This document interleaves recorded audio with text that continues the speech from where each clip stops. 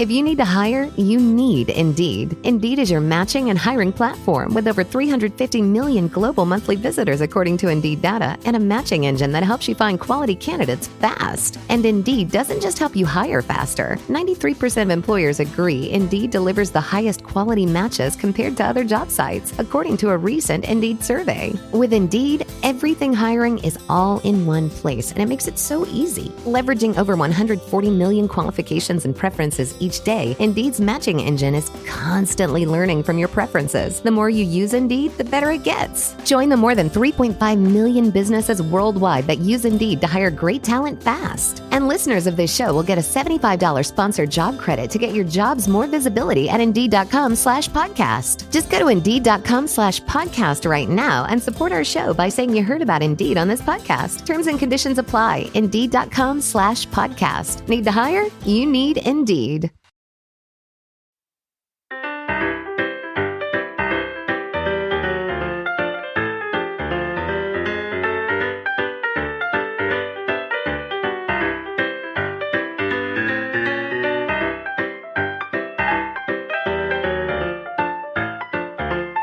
Hello, everyone in podcast listening land. I'm Karen Devaney. And I'm Ann Varner. And we're sisters.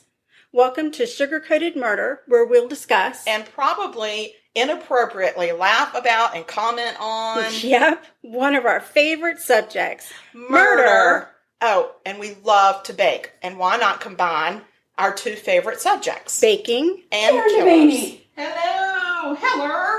Hello, Ann Varner. What you doing in the kitchen? Woo, girl, well, you and I, before we started recording, went ahead and whipped up a French silk pie. Yes. For my boy's birthday. Happy birthday, boy. Yes, indeed. And so, Big 21. the big 2-1, yes. Holy smokes, we're old. No. We both have 21-year-old boys. Well, just remember you got there first, so you must be older than me. Oh, but you have a 30-year-old daughter, so Oh, dang, I yeah. forgot about that. I'm Shoot. still good. Wow, that hurt. Oh my gosh, and guess what? Huh. Mama's in the house. Whoop, whoop, Mama in the house. Mama's here for a visit. We have our mama here. She may or may not chime in. If anything, she'll just fuss at us. Oh, yeah. But I can assure you there'll probably be no cussing today because Mama's here and she'll smack me with a wooden spoon. We'll do our best. Yes. So anyway, I am in your kitchen today baking Bourbon Cream Cheese Brownies. I could not be more excited. Let me repeat myself. Bourbon Cream Cheese Brownies. It's like a trifecta. It is, like three of my favorite things. Oh, hell yeah. Especially because it starts with bourbon. I know. And thank God Mama brought a cookbook, or else we wouldn't have found this recipe. We found this recipe out of Mama's little cookbook binder that she has some hole punched recipes that she's pulled out of some magazines. This one came from Southern Living. It did? I think. I don't know. It'd be at the bottom of the page. It ain't. Oh. Yep, Southern Living, December 2011. Wow. Yeah, so blast from the past, but Nice. bourbon's always good. It's timeless. It is. It's true. So, woo. Uh-oh. Please hold on, I must take a sip. You've become verklempt. Yes. Okay, so just real quick, pretty easy recipe. You make a cream cheese mixture, and that's where the bourbon goes. And then you make a chocolate mixture, which is like your brownie mixture that's got all your brownie stuff in it. And it actually uses the baking squares and the butter. You melt them in the microwave till they're smooth. Mm-hmm. And then I'm going to be adding like all the accoutrements to that. The eggs, the flour, the sugar, the brown sugar, the salt, the vanilla. And then you layer it in your pan. It says to put full in your pan and then spray the full. Right. But I'm using the tried and true Pampered Chef. Yes. Brownie pan. Yes, so then we each buttered. we know that we each get the same size square. I know. It's the best. The only challenge that I can see is this is a 12 square pan and it says it makes 16. Oh, so but then some we of them will just be a little plumper, or I'll just make plumper brownies. We'll just make 4 more after those are finished. We can figure it out. I don't care. But anyway, the most important part is the bourbon. Exactly. So that's what I'm doing in the kitchen. And what will you be doing? I'm going to be talking about murder. No way. Dun, dun, dun. Dun, dun, dun. Yes. So just real quick before I forget, we've shouted out to our little niece, Tay-Tay, about the brownie pan. Well, it dawned on me today, and I don't know why it dawned on me. But congratulations to Taylor for making Mom a great grandmother. Oh, yeah, that's right. I was the one that made her the grandmother first. Oh, so you'll take credit for that, but not the age part, but making her a grandma first. Yeah, I made her a grandmother first, and now Tay-Tay has made her a great-grandmother first. How sweet of her. Yeah, I know. So anyway, I don't think that's a bad thing. I think it's wonderful. I do too. Okay, so you go on with yourself. I'm going to be pouring bourbon into the cream cheese and ignore the slurping because I might be drinking some. Well, and I'm looking at, remember the recipe called for 1/4 of a cup, and I'm looking at your measuring thing. It's a little touch more than a quarter cup. What? It's an estimate.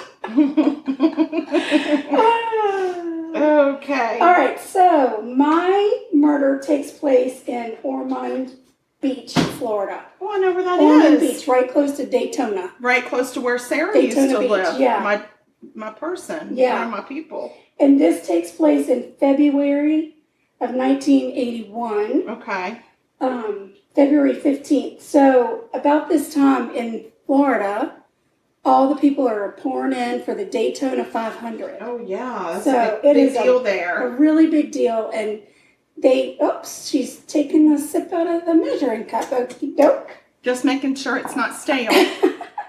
It seems to be very good. So it's a sunny day in February. People from all around are pouring into the area for the Daytona 500. There's a couple out for a nice walk, and they discover a body on their walk. And don't you just hate that, to be out for a nice walk, on a path? Yeah, it's like the article I put out there where the jogger found the head. Oh my gosh. I mean, talk about ruining your jog. Really? Well, first of all, that's what she gets for jogging in the middle of the day. Right. I mean, that's why I'm against exercise outside. Well, and this is February in Florida, so the weather's probably that's true. The weather's probably beautiful for a walk. Unfortunately, they found the body of a 17-year-old girl. Oh, gosh. She had gunshot wounds to her back, and her pantyhose were next to her body. Were they legs? Because that's the only kind of pantyhose I remember. I think that's that. I don't know. I don't know. It didn't specifically say the type of pantyhose that there wasn't like a legs egg laying next to her? No. Okay. No, but because the pantyhose were next to her, they knew that she had been undressed and redressed. Yeah. So doesn't sound good. That's not a good sign. I don't like it. So the couple calls the police. The police get there. They send the body to the medical examiner, who determines that she had in fact been sexually assaulted and shot 3 times. She was identified as Diane Martland. Diane Martland. She had left home and not returned from a date. So, Valentine's Day, February 14th, she'd gone out on her big date. Well, it doesn't sound like it was a good date. And then she didn't come home. Right. So her family is frantically trying to find her. And then they get a call that Diane had been found murdered. Oh, I know. Stinks. So police then go in and they start tracing Diane's last steps before she left to go and meet her date. And her date is a 20-year-old guy. They never disclose his name, which I think is interesting because it is the first time I've done a murder where they've not disclosed the name of a potential witness. That's weird. Maybe it's because he was a youngster. He's 20. Well, there goes my big right. I just thought it was kind of interesting that they didn't tell us what his name was. I agree. They didn't show his face, and they didn't tell us his name. I don't appreciate that at all. They protected the innocent, I suppose. So, if he's a suspect, yeah, he may or may not be the innocent. That's right. I've given it away. So anyway, he says he picked Diane up around 8 o'clock, and they went off to a party. They left the party at 11. But as they left the party, they got involved in a road rage incident. Oh. And it got so bad that the other car actually hit this guy's car and then sped off. So Diane and the guy pull into his apartment complex, and he's, angry and revved up about what happened. Diane's like, dude, I'm just going to call a cab. So I'm guessing she maybe not a good date. She's like, I'm out of here. She's like, I'm over this. You fix it. You figure it out. I got to go. So he's trying to tend to his situation. Mm-hmm. She's waiting for a cab in a breezeway. He walks back into his apartment to get something, and when he comes back, she's gone. So he's assuming she got in the cab. And right. But the detective said he was acting really, really strange. So they're thinking maybe he wasn't telling the truth about something. No way. Right. So they start to press him, and they said, well, on your date, did you and Diane have sexual relations? And he said no. And then they said, do you know if she was wearing pantyhose the night of your date? Which I think is kind of a strange question, right? Yeah, why wouldn't you say? Yeah, why wouldn't you just say, do you remember what she was wearing? And then let him figure it out. And then he said yes. And then he acted like he had made a big mistake, and he shouldn't have said that. Like he had answered too quickly. And then he said, well, I guess she's been raped. Right. Okay. Now, the police had not given any details about what had happened to Diane to the public. Yeah. So they're thinking, what the heck is this guy, like, what is this guy doing here? Well, he's acting a fool. So they go out and they call all of the cab companies in the area, and there had not been a pickup at this guy's apartment the night before. You mean he was less than honest? Get out. Get out of town with the less than honest. But they were able to verify that this guy had been into a hit and run. They looked at the damage on his vehicle. They were able to back up his story with witnesses around the apartment complex that he was there after, Diane had gone away. So he's been cleared. I don't like the way they cleared him. Well, I don't think they've been very thorough. Right. I mean, I'm just saying. I'm no cop, but listen, that was not enough. I agree. I don't feel like they really put the hammer down. But it was 1981, so maybe they have different tactics. Yeah, I think back then they were a little loosey-goosey with their tactics. Right. So detectives then start looking for the men who had been involved in the hit and run. And surprisingly enough, the driver of the hit and run vehicle actually came forward. What? And he said, yeah, it was me. We got into a tussle. It was out of control. I saw that he was with the girl. Nobody got out of the car. I just sped away. So they then go off and deal with him, but he's cleared of any suspicious whatever. I think they cleared him too fast as well. Oh. So then they decide, okay, they're just running around taking people's words for stuff. Right. Yeah. So then I keep saying so. I don't mean to do that. I'm going to try very hard not to say so anymore. You want me to hit you every time you say it? I don't. And then that way, no. That's what Mama's job could be. Oh, don't hit me, Mama. She's coming up behind me. The police decide they're going to release as much information as they can to the public, hoping that somebody saw Diane somewhere. Yeah. And they can follow up on the information. A witness did come forward and said that she had seen Diane get into a pickup truck down the road from the apartments about a mile or so. And the witness gave a description of what Diane was wearing. So they knew, that it was Diane that this lady had seen. She said she looked really out of place for the neighborhood. Oh. It was odd, and she was visibly upset. Maybe most people don't wear pantyhose in that neighborhood. Right. And then she was like, what the heck? There's a pantyhose wearing girl. If you look at the picture, she had on like a nice white pantsuit type situation. She was dressed for a nice day. Yeah, it was Valentine's Day. Oh, I'm just so sorry. Yeah, the witness said that Diane was very clearly upset and crying. She said the man driving the truck was a white male, 5'8" to 5'9", with a prominent nose and straggly long hair. Prominent? I don't know. How do you... I'm thinking prominent nose, but there's so many different shapes and sizes of noses. Yeah, like prominent how? Prominent flat and wide, prominent pointy, prominent with a big hump in it. Like, exactly. We got all sorts of nose challenges now.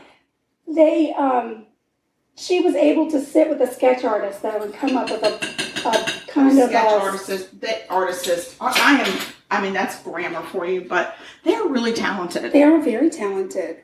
Very, very talented. I wouldn't be able to do it. Nah. Pshaw. Right. Me neither. The problem is, and they release the sketch to the public, and the police get thousands upon thousands of phone calls.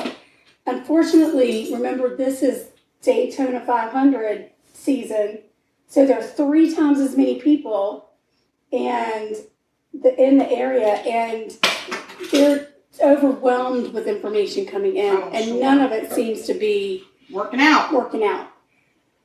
But then they get a call from police in Arthur, Texas. Texas? Yeah. We went to Texas? All the way to Texas. And they said that they had a man fitting the description of the sketch. No way. That he had a history of violence and he had skipped bail after being charged with killing a girl with a .38 caliber pistol in Ohio. Ohio. I know. Come on, Ohio. Ohio. So Diane had also been killed with a .38 caliber pistol. Does this guy drive a truck? He does. He does. The night Diane was killed, he was near Daytona Beach, and he was driving a green pickup truck. The police then rushed off to Texas to go question the guy. His name is Douglas Hammond. Okay. And when police talked to him, Doug said he wasn't their man. I know. Well, because it's murderers do not lie. No. They murder, but they're really honest. Always tell the truth. Yes, very honest, especially when it comes to their involvement or lack thereof. Right. So he says, you know what? I was in Daytona Beach because that's where my mom lives. But I left there before Diane was murdered and got a job working on an oil rig in Port Arthur, Texas. So I couldn't have been the one. Easily enough, the police call up his former employer, say this is the time we're looking at. The employer confirms Doug was on the oil rig. It could not have been Doug. So now we're back to square one. Don't you hate that? Yeah. All the investigation. And it's a year. Now we're like a year into this with no answers on what the heck happened to Diane. Almost a year to the day. I love it how that stuff works out. A young white female. Was she single? 27-year-old, married. Oh, so it's not a single white female. No, it's not a single white female. She's found along the same path, walking path where Diane was found. Oh, wow. So here we are a year later. It's Daytona 500 weekend again. And now we've got another dead body on the same walking path. And it's a woman. And she had been shot. And she had clearly been raped. Oh, dang. And she'd been shot with .38 caliber pistol. So the police are thinking, holy cow. Holy caliber. We've got a situation. Yeah. We've got a dude, a serial killer. Somebody's out there doing bad things. Right. He's only showing up during the Daytona 500, though. Oh, well, maybe he's a race car driver. I don't know. Maybe. Oh, my gosh. Let's keep going and see if we can figure it out. Let's do. The police put out all the information they can on this girl. Her name is Brenda Rucker. And they talk about where she was found, and they ask the public for any information that's out there. And the police get a tip from an inmate in a Florida jail. So, we're good. We're good to go. Oh, yeah, here we go. Because it's an inmate in jail. Right. He said he had information about Brenda's murder, and he pointed police in the direction of a man named Roy Swafford. Swafford. Roy, what have you been doing? Roy, what you doing? So the inmate and Roy had been at a campground when Brenda was murdered in Ormond Beach. The inmate said that Roy had been arrested the day after Brenda had been murdered for something other than the murder. But when they arrested him, the police had taken his gun, which was a .38 caliber pistol. They had taken that into evidence and didn't give it back. Oh, so they can just go find So that the inmate gun. said, you need to go check that gun. I'm pretty sure that's the gun he used to murder Brenda. For sure. The police then go to the evidence room. They find the gun, and lo and behold, it fits the exact, Caliber. no, what is it? It's the ballistics. Yes, as the gun that killed Brenda. Okay. So now they've got old Roy on their radar. Radar Roy. They also go back and say, well, let's see if the ballistics align with Diane's murder. Oh, yeah. And they're 100% match. Oh, wow. Yes. Okay. But the question is this inmate the person and he's pinning it on Roy? Right. Or is it Roy? Well, there's only one way to find out. And you're going to tell us? You got to find Roy. You do got to find Where Roy. you at, Roy? Roy, where you be? Roy's hiding in Tennessee. Nuh-uh. Mm-hmm. I'm going to tell you why Roy's in Tennessee. Because all his exes were in Texas, so he had to go live in Tennessee. He hanged his hat in Tennessee. Yeah. Yeah. Oh, so I have a thing that's popped up on the computer screen I'd like to talk about for just a sec, Okay. called Luke Filewalker. Okay, that's just some weird thing. You can just ignore it. Okay, or it's cancel scanning. it. It's scanning. It's fine. It's some stupid thing. Should I let it continue? Can Luke can Filewalker continue? Okay. Yeah, it can scan or you can Nice cancel. to meet you, Luke Filewalker. I don't understand it either. So they find Roy in Tennessee and they arrest him for Brenda's murder. Oh. But they didn't have enough evidence to get him on Diane's murder, Oh. unfortunately. They take old Roy to trial. It took the jury 3 hours to find him guilty of Brenda's murder. Mm. And he was sentenced to death Ooh. in Florida. Okay. All right? So he's now a death row inmate. It's his execution day. Oh, happy It's die day. execution day for Roy. And, you know... Let me guess. He has a come to Jesus moment and says it wasn't me. When you're a death row inmate, your appeals go right up until they execute you. So there's always a possibility that you can get a stay of execution. Yes. Well, that happened to Roy. Just a couple of hours before he was set to be executed, the Florida Supreme Court gave him a stay of execution. Based on what? And a new court date based on forensic analysis that put doubt on whether or not he had raped Brenda. Oh. So he was convicted for murder and rape. Oh. And they're saying, and remember, this is now, 1982? Yeah. 83 maybe. So the DNA stuff isn't huge at this point. No, we're nowhere close.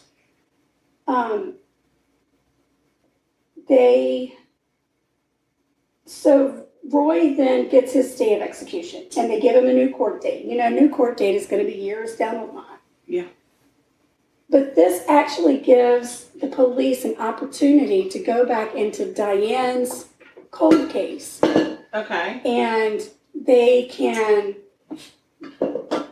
pull some of the evidence from her file. DNA is now starting to make a big scene. It's come on scene. They're starting to use it more and more. And the police say, you know what?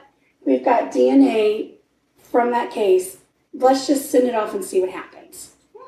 So they pull the DNA testing from Brenda and from Diane, and they send it off to see if anything comes back. Mm-hmm. Well, Roy's DNA was a 100% match to that found on Diane. Okay, you little rascal. Now you get to die. Right. Now they've got enough proof that Roy killed Diane to take him to trial for Diane's murder. So now they've got him for Brenda and Diane. Right. So we're really gonna execute you. So Roy knew he'd been caught. He's like, dang it, I'm caught. Yeah. He pled guilty to Diane's murder and to Brenda's murder in exchange for life in prison without the possibility of parole. I don't think that that's fair. He did get 2 life sentences with no parole, and they are to be served consecutively. Oh, I like that. I like consecutive. Yeah. Consecutive is the good one. Yeah.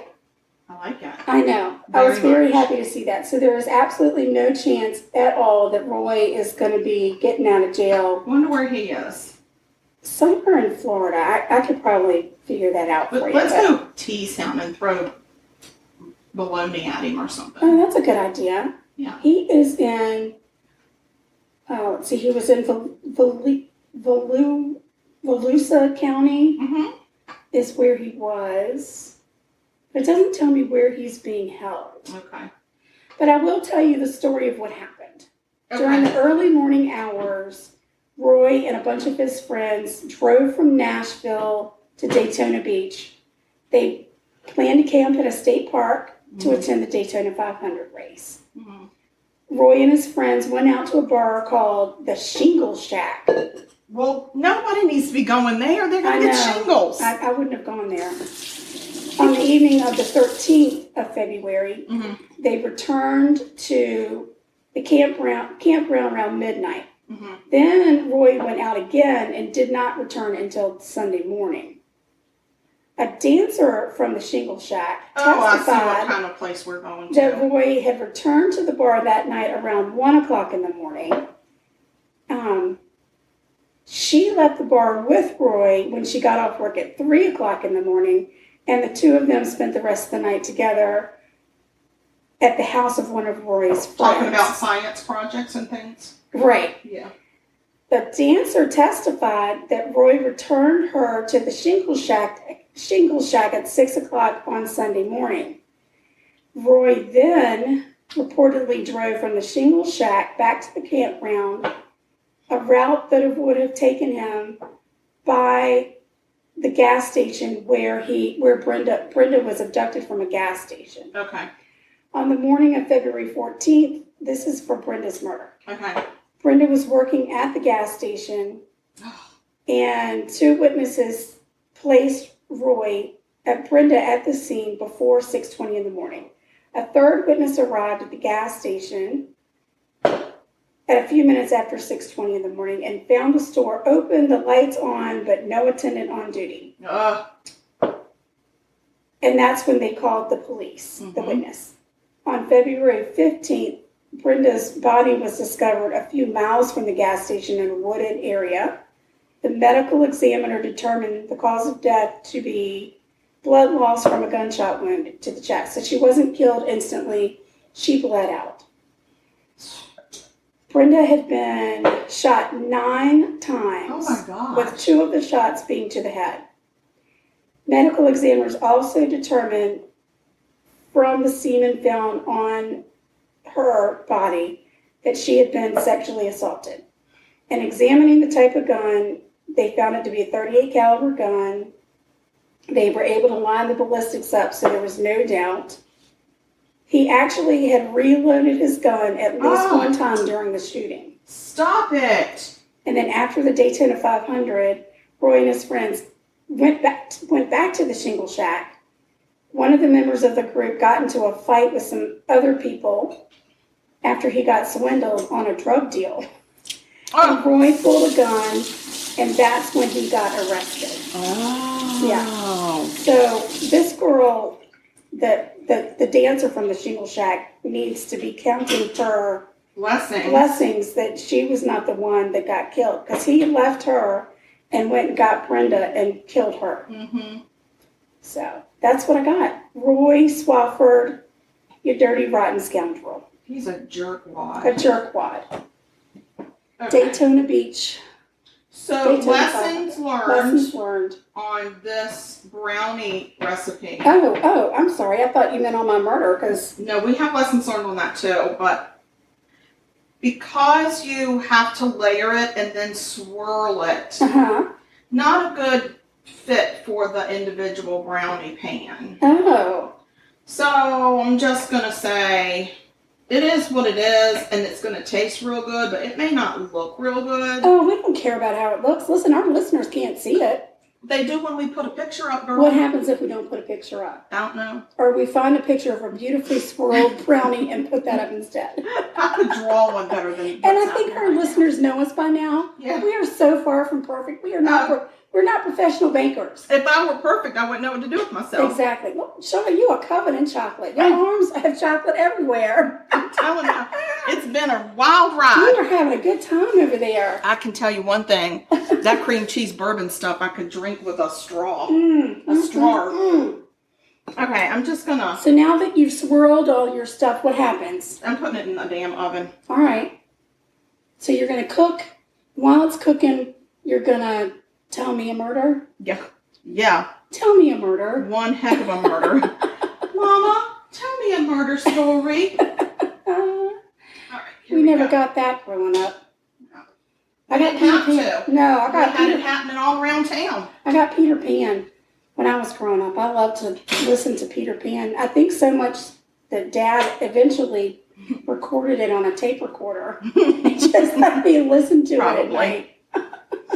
All right, so this goes in for 40 to 45 minutes, but I'm going to actually back it down because they're individual. Okay. So I'm going to put it at like maybe 33. All right. And then we'll take it from there. All right, well, I'm going to pause this for a little break. I'm going to get some more water. And I need to wash all the chocolate off of me. Yes, you need to get yourself together. And we'll be back. Hold on.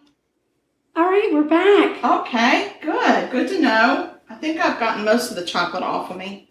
I don't know. It's on my shirt everywhere. I look like I've gone through a car wash that sprayed chocolate. I'd like to go to that car wash. Me too. Okay, sugar. Well, the brownies are in the oven. So when they go off, you're going to have to check them. I don't know. Okay. I don't know. I'll check them. Okay. I was about to take my book out like I was going to talk about a murder. Well, maybe you want to take notes on this one. Maybe. It's like a business meeting or something. Oh, my goodness. All right, so I'm going to talk about a girl named Jennifer. Do you want to drink some bourbon? Because I feel like we're kind of flat. Like, yeah, there's not enough bourbon. flat. As long as I don't have to. to. I have to get up and fix it? Yeah, because I'll be talking. For heaven's sake. You don't want to have to go on pause again, do you? No, but I don't want to have to get up again. My God, I've gotten your water, your phone. I mean, what else? The two things that were just laying right there on the counter, like right there. It's exhausting. You passed right by it. Exhausting. Mm-hmm. Mama, you going to take a swig of bourbon? I thought you wanted a swig. Oh, there you go. I like it in a highball glass with a lot of ice, please. Oh, my. See? Do you know where the coffee maker is? They're in the cabinet above the coffee maker on the second shelf up. All the way to the left on the second shelf up is a little short glass. That's there you go. One. And you fill it up with ice. Oh, okay. Are you having some? Oh, no, I've got to drive. One of us is going to have to drive today. That's not going to be me if I'm drinking this bourbon. I mean, does Cameron really need birthday cards? or does he need wrapping paper? I mean, how big is the thing you're wrapping? Oh, I've got several things.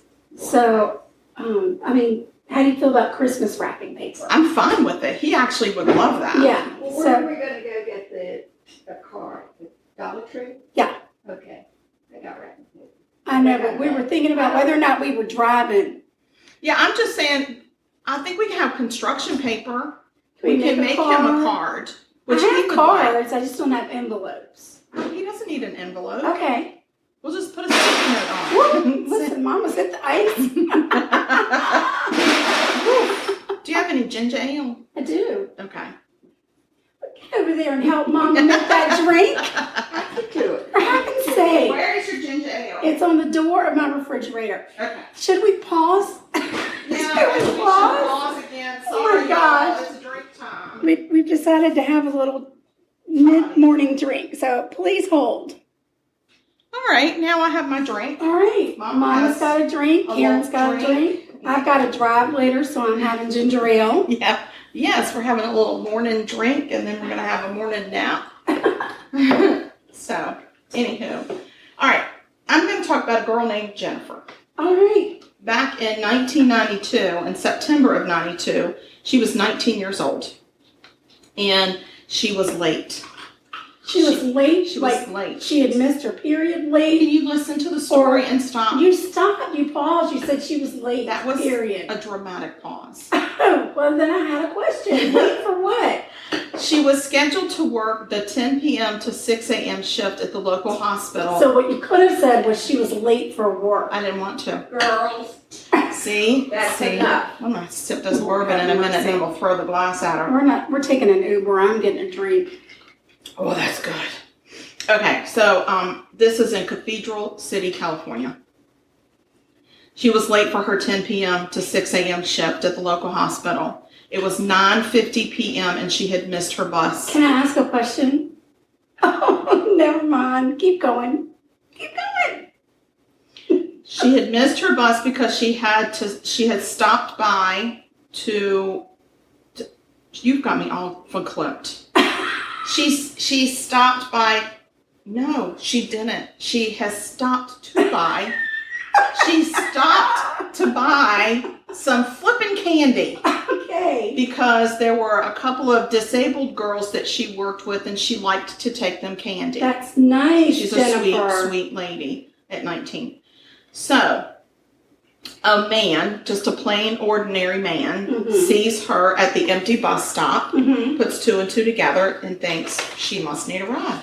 Oh, no. So he rolls down his car window and offers her a ride. And at first, she says no thank you. But before he drives away, she changes her mind and says, yeah, I'd like that ride. Oh. Yeah. Oh, Jennifer. So it was a quiet ride to the hospital. And she remembers him mumbling some awkward stuff, but it was not enough to frighten her or alarm her. I wonder what kind of candy she brought. Like, was It it didn't chocolate? say. I or felt like it was sourdough? a maple nut goodie because that's Oh, what like I was that. craving when I was doing this. But I also, I miss the candy, like the round balls. It was different probably penny color. candy. Oh, God, I really miss that I like candy. some penny candy. Okay, so rude. And so nothing alarmed her or frightened her about the guy. Okay. Okay, so as he drops her off at the hospital, he asks for her number. And Jenny, can I get your number? Well, she rattled off a fake phone number. Was it 867-5309? I'm pretty sure that's the exact one, and then somebody wrote a song about it. Yeah. Yes. Oh my God, is this the song? Yeah. Oh, I've given it away. Absolutely. I'm so sorry. Sorry, everybody. It's the end of the podcast now. We're gonna shut this whole entire podcast down, and from now on, we're just gonna read nursery rhymes. That's it. We're not doing this anymore. Okay, so she hops out of the car and over her shoulder just rattles off a fake number and goes to work. Right. So she works her 10 p.m. to 6 a.m. shift, and as she walks out of the hospital, there's the man that gave her the ride. Oh. Waiting in the parking lot. Sure. Yeah, I'd take you back to the bus stop. And so How kind. He seemed like he had been waiting there for 8 hours. She worked an 8-hour shift. Oh, like you think he sat there and didn't...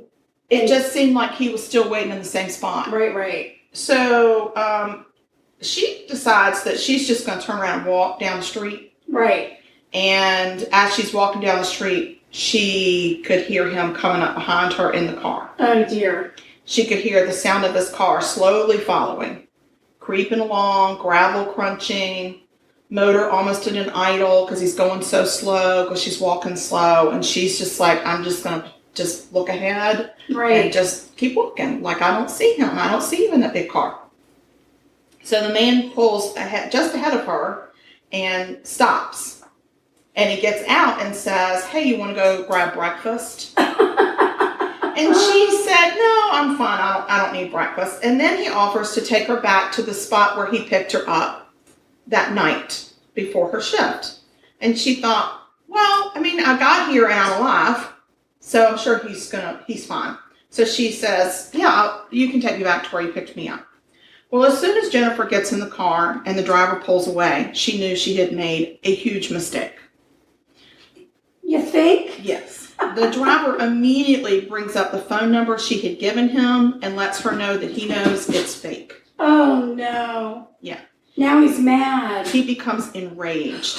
Oh, He gosh. reaches past, he reaches across, grabs her hands and binds them. Oh, no. And then he drives past the spot where he was supposed to let her out. Oh, gosh. I can't imagine what she Right. must be thinking. And she's thinking, this is not good. I'm probably not going to make this. I'm not going to make it alive. Trout, we're busy. Trout, don't look all innocent with that toy sticking out of your mouth. So Oh, no. he drives past the spot where she was supposed to get out, and he drives her up to a deserted area. Oh. He forces her out of the car and gags her and then attempts to rape her. Right. He is unsuccessful Right. at raping her. It happens. It happens. It happens, but it still matters. And so up until then, she had been begging him to spare her life. Right. Begging him. Yeah. He gets so mad because he can't rape her that he starts to beat her again, Oh. and he strangles her, and she blacks out. Okay. When she comes to, he is yet again attempting to rape her. Oh, gosh. Unsuccessfully. Right. He's pissed. Right. So this time, she knows that she's going to die, and she's tired of begging for her life. So she looks at him and says, you know what? Just shoot me. Just shoot me and kill me now. Right. I'm good. Yeah, I might say the same thing. So as she does that, it's almost like her attacker changes his mind, Mm-hmm. and he doesn't shoot her. Well, instead, he drags her, bruised, bound, half naked from the waist down, across the dirt, over gravel, over some cacti, Oh. and binds her up, bundles her up, and throws her in the trunk of his car. Right. So she's thinking, okay, so now I'm in the trunk of this car, now I'm going to another location. Things are not looking good for me. And in 1992, they didn't have the little thing that you could pull in the trunk to get out. Right. But she says it was divine intervention. Somehow that dark trunk became illuminated enough for her to find the latch. Oh. She was able to wiggle and wiggle and wiggle and work those bindings off of her wrists enough to be able to get to the latch and pull that trunk. Right. So she waits until she feels the car slow down. Mm-hmm. She pops that trunk and gets out, falls out of the trunk, gets up, barefooted, half naked, bound, gagged, and starts running down the street. Oh. He stops. He jumps out with this huge knife, and he is chasing her down the street. Oh my gosh. And like she a is horror movie. screaming for her life. Lord have mercy. I know, it gives me chills. She finally flags down a car, and they stop. Mm-hmm. And she jumps into the car, and they're able to go and take her to some EMTs that start to help her, and then she finds her way to the police station. Right. Okay. So she goes and reports her crime to the police officers. She's had a horrible ordeal. Yes. My gosh. And the police officers don't believe her. What are you saying right this minute? I'm saying they don't take her story seriously. What? They file the report, but they don't really put a lot of merit against it. Oh, so they Lord. don't really look for her attacker. Mm-hmm. Mm-hmm. So she also returns home, and her mother, who had been a pretty abusive mother to begin with, simply tells her, this would not have happened to you if you had not been hitchhiking. Are you kidding? No, so her mother gives her no support. Oh my gosh. So she has nobody that's supporting her. She's 19 years old. She's had the crap beat out of her. She's been almost raped twice. She's Right. been drugged through cacti, Right. put in a trunk, and she has had the will to fight and survive For what? for no comfort. Right. For no empathy, no compassion. The cops don't believe her. Her mom doesn't give a crap. What's your language? I got it. I caught myself, Mama. So anyway, she really goes through it, and now she has to overcome this ordeal by herself. Right. Okay, she's been victimized. Yeah. She's got nobody to help her, and for years she lives in terror that this man is going to come Yes. back and find her. Right. Oh my gosh, She I wish she'd suffers. been my friend. I know. She suffers hard. Some people even start referring to her as, oh, that's the kidnapped girl. What? Yes. They're not compassionate towards her at all. That's It's the very craziest unfortunate. thing. So for years, she lives with PTSD in a time where PTSD isn't even a thing, Yeah. right? They have not identified. Sure. There's no treatment Yeah, for back it. in the 90s. She is in and out of mental health facilities. Oh, gosh. Like she's really suffering. She even starts cutting herself in the very spot where the bindings were. Right. Because she wants to keep the wounds open because it's a release for her anxiety. Right. But she said it also gave her a chance that when people would see those open cuts, they would ask her what happened, and then she would be able to tell her story. Right. It was the only way she could get any release. Sure. Some people believed her, some people didn't, some people sidestepped and walked away. Right. So it was very sad what she was living through. So she's in a mental health facility. She's on and off all sorts of mental health medications. Right. For her PTSD and her anxiety, her depression, her cutting, attempted suicide, even though she says it wasn't suicide.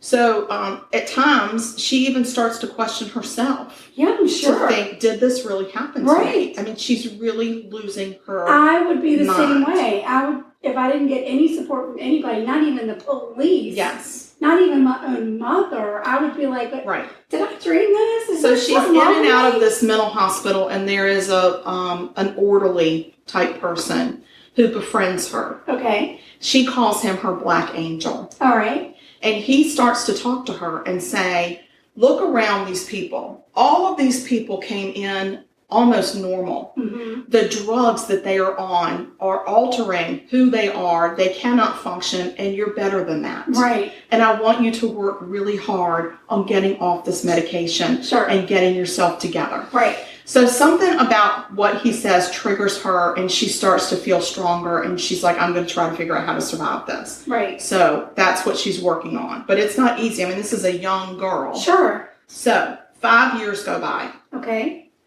April of 1997, a man named Andrew, I'm going to screw his name up, and I don't care.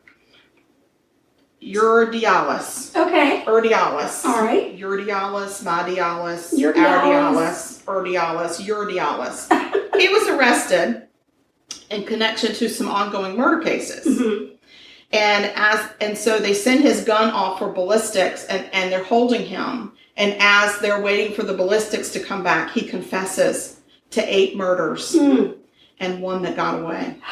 Oh. Jennifer was the one that got away. Yeah. So he starts talking to them, and they figure out this. They got to go talk to. This is a reminder. Sorry. Stretch. It's 12:30. It's Alexa time to is stretch. telling Everybody everybody do the Winnie the stretch. Pooh stretch. Up, Down, touch the ground. Up, down. Okay. This is a reminder. She tells you twice. She does, because she thinks the first time you're like, who said that? Right. So Okay. we're good. We're past it. We've stretched. Moving on. So Jennifer is the one that got away. So she's contacted by police, and she is able to identify her attacker through a photo lineup. Wow. Right. This girl has really suffered. I mean, I'd be like, Her put sister. my face on national television because I told you so. Exactly. I told Well, you and she so. had suffered so much. She would even go out like on double dates with friends, like with her sister, and her sister would try to tell her, "Please act normal. Please try to act normal." That's when you're exactly on your what my dates." sister would have done. I would have been like, "Sugar, you're embarrassing me." Yeah. So one time she was on a date, and she and her date were in the back seat. Her sister and the guy, they were driving somewhere, Right. and she was mumbling Uh-huh. something, and the guy said, "What are you mumbling?" And she said, "I'm memorizing license plates because I know this man's license plate, and I just need to find out where he is." Right. And she said, "Do you have a pen and paper?" And he was like, "I'm done with this date." Right. Yeah. So this girl's really suffering. So anyway, we're going to talk about who this Andrew Urdialis is. Okay? Okay. So little is known about Andrew and his childhood. But in June of 1977, shortly before his 13th birthday, he beat the family dog to death with a baseball bat. Excuse me? Told his parents the animal had fallen. Oh my gosh. But he successfully completed high school in Illinois, and then he joined the United States Marines. Mm-hmm. Between 84 and 91, he was stationed at Camp Pendleton in California. Right. He completed combat training, which he then used to kill women. Right. Nice. He was trained as a radio operator at the Marine Corps Base 29 Palms, and he also served in Desert Storm. Mm. He committed his first murder on the evening of January 18th, 1986. It was at a college in Mission Vallejo, California. Mm-hmm. He stalked a 23-year-old communication arts student. Her name was Robin Bradley. And then he stabbed her 41 times with the knife. Oh my gosh. 2 years later, in 1988, he shot a 29-year-old sex worker named Julie McGee with a .45 caliber pistol. Her body was found in a ditch near Cathedral City, California. Right. That's where Jennifer was. Right. So 2 months later, he struck in San Diego. He killed a 31-year-old sex worker named Mary Ann Wells, whose body was found in 1988 in an abandoned warehouse. His fourth victim was Tammy Irwin. She was found on the streets of Palm Springs in 1989. 1991, he is honorably discharged from the Marines. Because it's time for him to get out. Oh, okay. Yeah. So he moved back to his parents' home in Chicago. Oh. In September 1982, he returned to California for a holiday, and that's when he kidnapped Jennifer. Oh. And her last name is Asbenson. Asbenson. Let me go on holiday and kill some more people. Well, I mean, isn't that how you go on holiday? Yes, as a matter of fact, it is. So he confessed that he tied her hands and attempted to rape her, but was unable to perform. So he beat her and put her in the trunk of his car, and the woman was able to jump out of the car and escape. She ran down the highway naked from the waist down with her hands bound. He chased her down the highway with a large knife, but she was able to flag a car down, and so then he escaped in his own vehicle. Does that sound familiar? It sounds like you're reading her police report. Exactly. But nobody believed her. That's crazy. Yes. So for 3 years, he didn't commit any more murders after Jennifer escaped because he thought for sure they were going to come get him. So he's on the lay low. He's laying low. So he returned to California in March of 1995, and he stumbled upon a 32-year-old sex worker named Denise Maney, also in Cathedral City, California. Wow. He forced her into his car, drove her into the desert, which is what he did with Jennifer. Right. There, he shot her, undressed her, and left her corpse for the scavengers. Wow. Nice. So he could believe that he could just as easily commit murders in Illinois and the surrounding area. So as a security guard in a Chicago mall, oh my gosh, he gained the trust of a lot of customers in this family environment. So he would cross the line into Bloomington, Indiana. He murdered a girl named Laura there, but her body was found in Wolf Lake, Illinois. So he was crossing borders. He would murder a person, cross the border, dump the body, he was jumping the border. Right. So, yes, okay. So in 1996, police found the body of 21-year-old Cassandra Coram in the Vermilion River Mountains in Livingston County, Illinois. So this guy is just doing whatever he wants. Right. And then in 1996, the body of Lynn Huber was found also in Wolf Lake. So we've got two in Wolf Lake. And she is presumed to be his last victim. In 96, he was arrested for possession of an unlicensed weapon, but he paid a fine and was released. Wow. So in 97, he was arrested because they wanted to check his gun and the connection of these ongoing murders going around, and that's when the ballistics were out and he confessed. Wow. So in April of 97, an indictment was brought against him, and then it became a political debate. What do you mean? Should he be punished with the death penalty in Illinois? Yeah. At that time, they were trying to abolish the death penalty. Okay. So in April of 2001, the prosecutor decided to request the death penalty anyway. Because he's like, the guy needs to go to trial. I'm going to request the death penalty. But I'm going to give them the option of not giving him the death penalty. Right. So, and there was this ongoing debate, and the governor was involved. At the time, his name was George Ryan. There had been some studies done at Northwestern that concluded that some of the death row inmates were innocent, and some death row inmates were put to death and they were innocent found to be innocent later. So there was just, there was just a lot of brouhaha. It got tied up in the political arena, and therefore he had gone to trial. They gave him the death penalty, but then his death sentence was commuted because they abolished the death penalty in Illinois. Right. So then the prosecution started to prepare the affidavits and the indictments on the Cassandra Coram murder. Mm-hmm. And that was in 2004.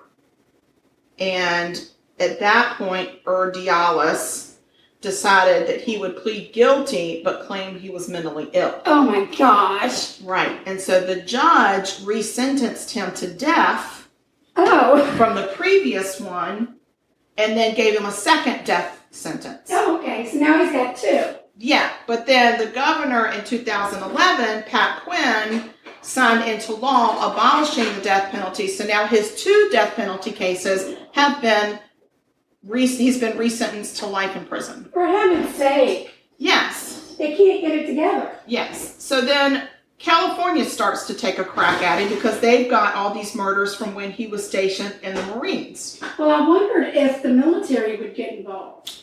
I don't think so. I don't think they got involved, only because he was out of the Marines by the time he was picked up. Right. So if he was active duty, they would have probably gotten involved, and none of these happened on the bases where he was stationed. Right.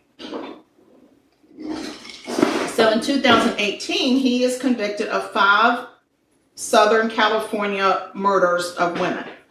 Wow. And in 2018, the jury recommended the death penalty in California. That's unheard of. Yeah. Unheard of. They only deliberated for 1 day. Right. He was again sentenced to death for a 3rd time. Okay. So, please tell me this guy is dead. On November 2nd, 2018, around 11:15, he is in San Quentin prison, and he is in his cell at it's called we don't call it prison, we call it the Adjustment Center. Really? Of San Quentin prison. I don't know. What's the Adjustment Center? Go get your crap together? I don't know. It's Stop jail. murdering Prison. people. It's prison. Anyway, he committed suicide. Oh, okay. And I'm going to tell you why he probably did, because he couldn't figure out if he was on death row or not. He's like, I'll do it. I'll just do it, because y'all are arguing. So anyway, so that's who he was. But what I want to tell you is who Jennifer is. Okay. Jennifer Asbenson. She is the sole survivor of this serial killer. She is a warrior. And she actually has, amongst all the cutting scars on her arm, she had tattooed the word warrior. Oh, so now nice. she can remember that those scars are because she's a warrior. Yeah. She didn't just escape from him. Right. She also survived living with PTSD with absolutely no help from the mental health community, from her family, or from the police. Right. So she is a warrior. Yeah. She is. And she has written a book. God. It's called The Girl in the Treehouse. And so when she found out that this guy had been arrested and that he had 8 other victims, she asked the police to please give the victims her name and her contact information, because she wanted to bond with them. Right. Only to find out that there were none of them that survived. Right. And so she dedicated that book to those 8 victims. Good for her. I know. That's She's an amazing person. So, and what's the name again? The Girl in the Treehouse? The Girl in the Treehouse. And it's not really, it's about, it does involve the attack. Well, sure. I'm sure that like how she survived. Even her childhood. Because her childhood, she said her childhood is what led her to being kidnapped. Yeah, I'm sure. Because she actually was raised by parents who were a little goofy. Right. Her dad had built this geodesic dome for them to live in as children. They had no electricity and no running water. Oh, my. And a lot of times they had no food. Oh, dear. So she, they were just they existed. Right. So she was very naive. Right. She had no television. She had no outlets except for education. Sure. And that was sporadic. So she was very trusting of people. She was very naive. She had never heard of people getting murdered or people getting raped, or she just was so sheltered. Yeah. And because she had a physically and mentally abusive mom, She said that also led to her always trying to connect to people and didn't want people, she wanted to not piss people off. Sure. So Which that is was why the she whole, accepted the ride. yeah, because She she went felt wrong. bad. She felt bad because she had given him this number that was fake, and then, you know, she doesn't want to go to breakfast with him, but I don't want him to feel so rejected, so I'll let him take me back to where I was. So she said that's who she was, and so that led her to being in those circumstances. Right, my goodness. And she also thinks because she had lived off the land and had really been a survivor of her childhood, she was able to survive and think for herself and get out of the situation with him. Yeah. So she's a badass. She is a She's a badass. Ass. Ass. She's a badass. I mean, you gotta admit, Mama, she's a badass. There's just no other word for her. So that's the story of Jennifer Asbenson. Oh my gosh. It's the bourbon. Is that what it is? The bourbon twists my little tongue around like a candy cane. Oh, she's getting out the brownies. How to hold your liquor there. My liver's not the one talking. But I'm already done with mine, and mine was double what it was yours. So, I forget to sip. I think that's my issue. Which is funny because you. you define yourself as a casual sipper. I'm a bourbon sipper. You're not a sipper, you're a drinker. Well, I think it's because I'm talking and I'm just not paying attention to what I'm doing. Okay. If I were just sitting and watching Oh, really the ocean, good news. Your brownies are done. It doesn't look too bad. They look great. It doesn't look They're wonky. cute. Yeah. Yeah. So 3/4 if you want to taste it, Mom. You can or not. You don't want to? She don't want to. I understand. Oh, I hope I taste the bourbon. I probably won't be able to taste the bourbon because I already have bourbon in my mouth. I'll let you know if it's Oh, it tasty. smells real good. You see if it got cooked. Oh, really? Yeah, these are really good. Mm. Good looking. Hot. That's good. Mmm. Can you taste the bourbon? Hang on. My mouth is on fire. Mm. Mm-hmm. You can? Mm-hmm. Because all I taste right now is bourbon Mm-hmm. and chocolate, and I don't know where it's coming from. Oh, it's really, really yummy. It is a very good brownie. Guys, y'all got to try this. It's not an overwhelming bourbon. Not at all. It's just a flavor. I think it's a flavor enhancer to enhances the the chocolate. Yeah, very, very good. Well done. Thank you, Sugar. All right, look at us. We Look did at another us one. go. Oh my gosh. Another one in the books. Another one in the books? Yeah. Okay, well, we have social media. Yes, we do. We've got email. What is that address? murder.sugarcoated@gmail.com. Mm-hmm. So you can email us. We love to hear from you. We do. Just We don't even care what you say. I Makes mean, us don't feel- be ugly to us or Yeah. anything or hurt our feelings, but I mean, just some chit chat. I'm good with that. We Yeah. don't need email pen pals. Karen takes care of all of our social media. So we've got a Facebook fan page. Yes, we do. And that's where we actually, last week we put the sound check on there Yeah. from when we set up, because we pretty much are silly when we're sound checking Right. every time. So we started putting the sound checks on the fan page if y'all want to go on there. Yeah. And we do some other stuff on the fan page that we don't necessarily do other places. And then we've got an Instagram. At Sugar-Coated Murder. Yeah. That's become very popular. Yes.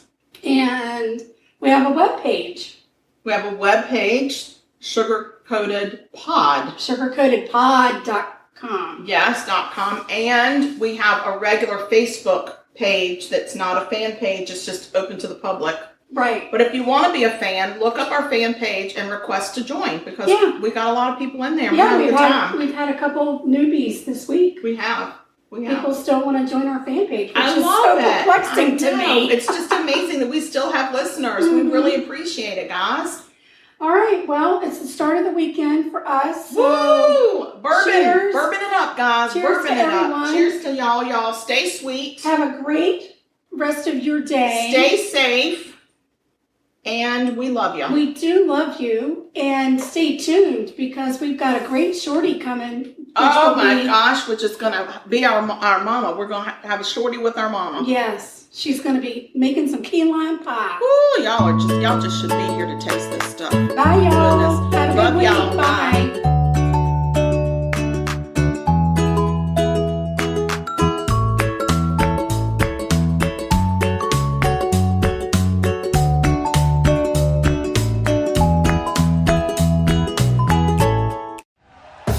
Thank you for listening to Believe. You can show support to your host by subscribing to the show and giving us a 5-star rating on your preferred platform. Check us out at Believe.com and search for BLEAV on YouTube.